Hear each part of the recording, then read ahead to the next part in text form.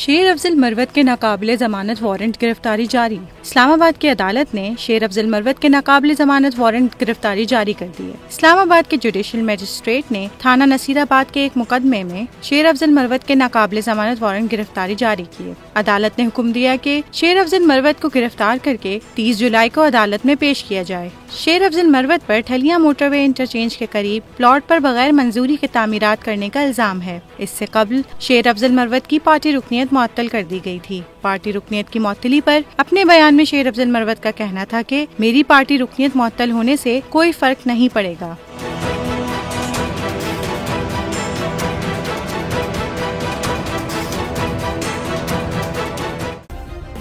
Subscribe करें और bell दबाएं ताकि कोई खबर रह न जाए।